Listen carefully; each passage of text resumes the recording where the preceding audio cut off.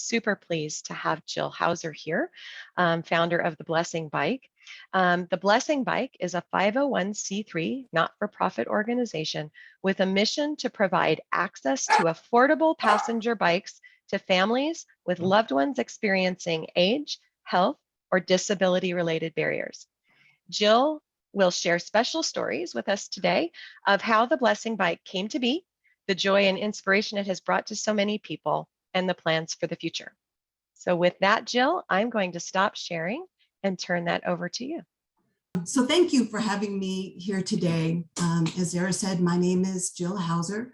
I'm one of the founders of the Blessing Bike, and it's my honor to tell you a little bit about our organization today. Someone asked me prior to today's event, the Blessing Bike is just a bike. It's so simple. What's so special about it? So I'm hoping within the next 10 minutes or so that I'll be able to answer that question for that person and maybe for you as well. Okay. A few years ago, I was working full-time for the state of Idaho. Our children were grown, out of the house, and I was caring for my 92-year-old mom while I was working full-time in our home. We've been a 3-generational household for the last 20 plus years, which is kind of unusual in today's world. But I was beginning to watch my mom start to struggle a little bit with age-related issues. They started to become worse, and my husband and I made the decision for me to retire early from the state. Thank you, Percy, for at age 57 and a half to care for her full time. My mom, Rosemary, had multiple health issues and was legally blind. I was viewing my mom's health slowly decline as she watched the world go by from a wheelchair or from our couch. As a full-time caregiver, I also struggled with the confining feelings and thought I needed to find ways to help my mom experience her remaining days with joy. We did what we could to expand her world through trips in her wheelchair, audiobooks, all kinds of other resources. But for us, for her, it wasn't enough. We continued to watch her decline. I think we all know about social isolation, and social isolation for the elderly and people with disabilities is very real. After the last 2 years of COVID, I think we can all relate. Imagining feeling that all the time. So then one day I was on social media scrolling through, as we all do, and I saw a passenger bike that was built for this type of thing. And I was all excited about it and saw the cost of $8,000 plus shipping from Europe, and immediately kept scrolling and became a little dejected. I told my husband what I found, and he said, well, maybe we can find a way to do it our way and to make a bike ourselves. So we found this bike on Craigslist, an old cargo bike from a Boise police officer, actually, who used it for a dog bed in his backyard. We put a seat on it. We welded it together. We painted it. My husband did what he could to make it sound as a bike, so it could be a passenger bike. And we presented it to my mom for her 92nd birthday. And this is what it looked like when she received it. Shortly afterwards, Maggie O'Mara shared our story on KTVB. And like everything that Maggie touches in our community, it just started going a little viral. And our family had so many requests, like, can you help our family? Is there any way you can help us with the bike? So my husband and I decided, well, why not? Let's form a 501c3 nonprofit and find a way to help others. So I have some numbers to share with you. The bike costs us, many people ask this question, so I thought I would just share. The bike costs us about $2,600 a piece, and we sell them to those people who meet our mission statement for about 60% of what it costs us.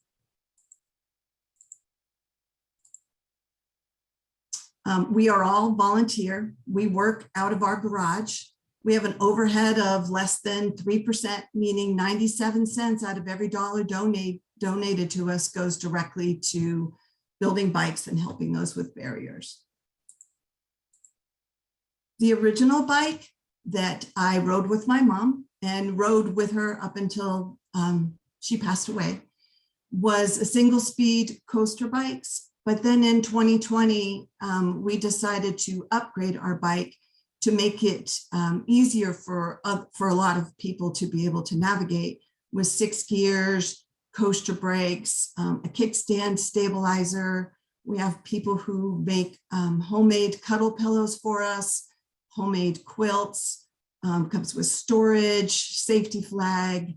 And we also included a Bluetooth speaker because honestly, that was one of my mom's favorite things on the bike.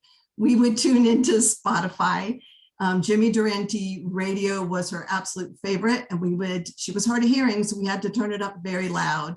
And the joy it would bring her and the community as we rode by is just something that was really special.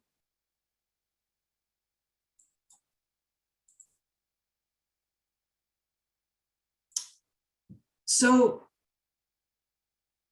in about 4 years, we have helped 80 families and 35 nursing homes. We'll receive a shipment of bikes in the next 3 to 4 weeks, which will bring our running total to 115 bikes in less than 4 years. The youngest member of the Blessing Bike family is a 6-year-old girl with visual impairments and other barriers. The bike has enabled her to ride with her brothers and sisters in her family for the first time ever. The oldest member of the Blessing Bike family is a 102-year-old veteran who resides at the Boise Veterans Home, who was able to get pedaled to Goodies for ice cream for his birthday. In between, there's dozens and dozens of stories, people in hospice, elderly people, children with disabilities, all unable to experience the joy a bike can bring on their own. We consider ourselves honored and blessed to be able to help as all volunteers. Our rewards are the smiles that the bike brings, and we will continue to build them one bike at a time as an all-volunteer nonprofit. Although the Blessing Bike is in 22 states right now, we've made a commitment for 80% of all bikes to remain right here in Idaho with a focus on the Treasure Valley.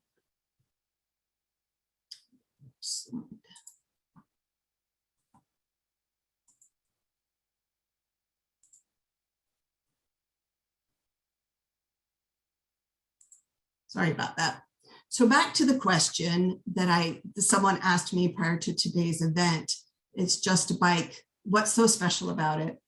My answer would be the freedom that the bike provides, the feeling of sun on your face and wind in your hair that's truly good for your soul. Watching people's senses become alive again, or maybe for the first time, experiencing outdoors together and truly being a part of your community. It's about here and now. It's about the precious present. It's about slowing down and enjoying the moments. Speaking of moments, I want to share a quick song with you now, written and performed by a friend of ours, Kirby Hayborn, who summed up the essence of the Blessing Bike for us. While you're listening to the words, I hope you enjoy some of the many faces of the Blessing Bike.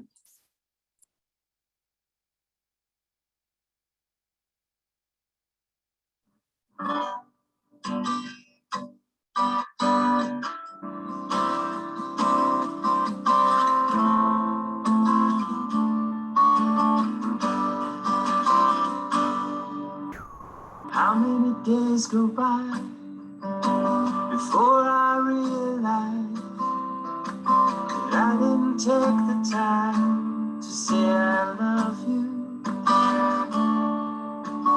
I don't want to waste another chance to see your face, hear your voice, say my name, and see your smile. So in this moment with you, I want to spend it well. I don't want to regret the things I never said. So let's just take a ride talk about today.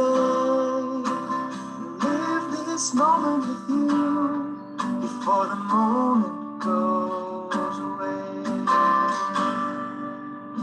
I need you to see the blessing you are to me. I hope you know you fill my soul. You are my peace. In this moment with you, I wanna spend it well. I don't wanna regret the things I never said. So let's just take a ride and talk about today. I wanna live this moment with you before the moment goes away. Take the time to feel your hand in mine.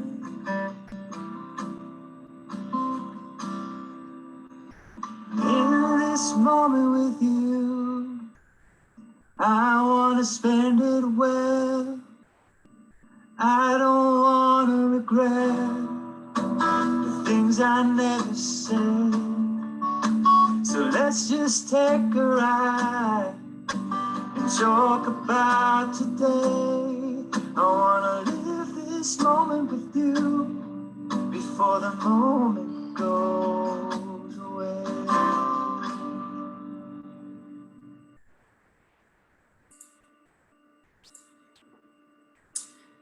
So on a final note, I think I mentioned I'm saddened to report that my mom, Rosemary, passed away in January of this year at the age of 95. We logged over 3,000 miles on that single speed coaster bike, and I will always treasure each and every bike ride, each and every story that she told me, and each and every memory made. My mom, Rosemary, was and always will be the inspiration behind the Blessing Bike, and we will continue to make bikes in her honor to help others. My mother once said to me, I've never done much with my life. I got married, I had children, and I love them. That's about it. I beg to differ.